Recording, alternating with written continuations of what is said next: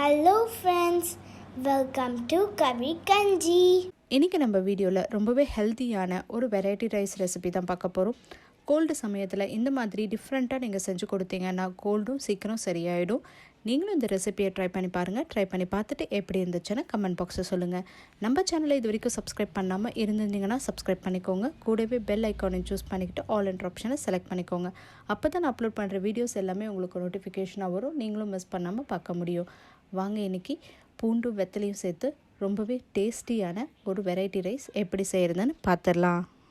இப்போ ஒரு ஃப்ரைங் பேனில் 1 ஸ்பூன் அளவுக்கு கடலைப்பருப்பு, 1 ஸ்பூன் அளவுக்கு உளுந்து, ஒரு வரமிளகாய், ஒரு சின்ன துண்டு பட்டை, ஒரே ஒரு கிராம்பு, 1/2 ஸ்பூன் அளவுக்கு சோம்பு, 1/2 ஸ்பூன் அளவுக்கு மிளகு, 1/2 ஸ்பூன் அளவுக்கு ஜீரகம்.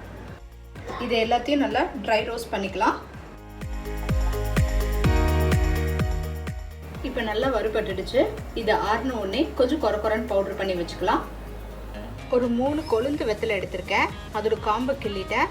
இதை நீங்கள் நல்லா பொடி பொடியாக கட் பண்ணி எடுத்துக்கலாம், இல்லைன்னா தட்டி கூட எடுத்துக்கலாம். கூடவே ஒரு 6லேருந்து 7 பூண்டு பல் எடுத்திருக்கேன். இதையும் தட்டி எடுத்துகிட்டு வந்துடலாம்.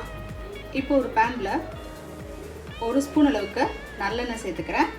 ஒரு 1/2 ஸ்பூன் அளவுக்கு கடுகு உளுத்தம்பருப்பு. கடுகு நல்லா பொரிஞ்ச உடனே நம்ம தட்டி வச்சுருந்த பூண்டு சேர்த்துக்கலாம்.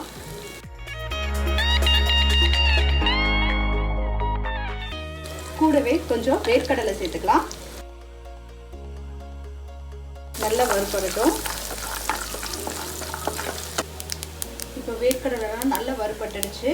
பூண்டோட ஃப்ளேவரும் நல்ல எண்ணெயில் இறங்கிடுச்சு. இந்த ஸ்டேஜில் நம்ம கட் பண்ணி வச்சுருக்க வெத்தலையை சேர்த்துடலாம். சேர்த்துட்டு நல்லா கலந்து விட்டுக்கலாம்.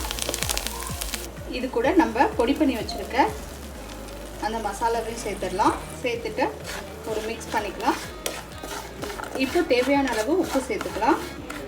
இப்போ இதில் 1 கப் அளவுக்கு சாதம் சேர்த்துக்கிறேன். நல்லா ஆறின சாதம் சேர்த்துட்டு நல்லா மிக்ஸ் பண்ணி விட்டுக்கலாம். இப்போ நமக்கு ரொம்பவே டேஸ்டியான பூண்டு ஃப்ளேவரோட வெத்தலை சாதம் சூப்பராக ரெடி ஆகிடுச்சு.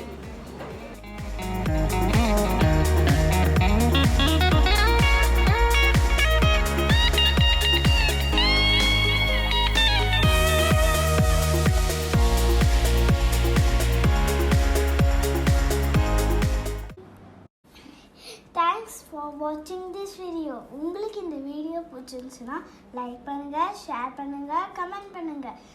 மறக்காமல் எங்கள் சேனலை சப்ஸ்கிரைப் பண்ணுங்கள். பக்கத்தில் இருக்கிற பெல் ஐக்கானையும் ப்ரெஸ் பண்ணுங்கள்.